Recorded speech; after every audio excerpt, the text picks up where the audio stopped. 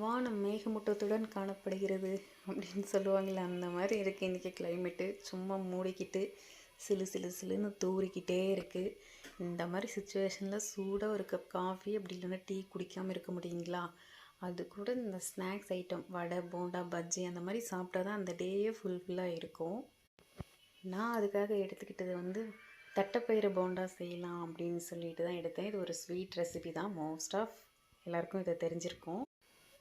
தட்டைப்பயிரை நல்லா தண்ணி இல்லாமல் வடிகட்டி எடுத்துக்கலாம். அது கூட துருவி வச்ச வெல்லத்தையும் போட்டு ரெண்டுத்தையும் மிக்ஸ் பண்ணும்போது தண்ணி விடும். அதை வந்து லோ ஃப்ளேம்லேயே வச்சு நம்ம கிண்டிகிட்டே இருக்கும் போது கெட்டி பட்டுரும். நம்ம உருண்டை பிடிக்கும் போது நமக்கு உருண்டை ஷேப்பில் அது வரணும். அந்த மாதிரி பண்ணிக்கணும்.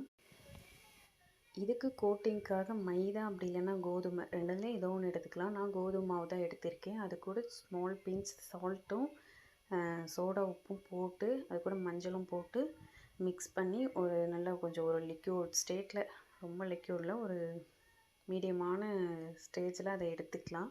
அதில் நம்ம உருண்டை பிடிச்சி வச்சுருக்க அந்த ஸ்வீட் ரெசிபியை வந்து அதில் டிப் பண்ணி எடுத்து எண்ணெயில் பொரித்து எடுத்தால் சூடான சுவையான கோதுமை போண்டா ரெடி. அப்புறம் இந்த கொட்டையை வச்சு வடித்து வச்சுருந்தோம்ல தண்ணி, அதில் வந்து ரசம் வச்சா சூப்பராக இருக்கும். கொட்டை தண்ணி ரசம் மோஸ்ட் ஆஃப் இந்த வில்லேஜ் சைடெல்லாம் ரொம்ப ஃபேமஸ்ஸு. உங்களுக்கும் அந்த மாதிரி அனுபவம் இருக்கான்னு சொல்லுங்கள்.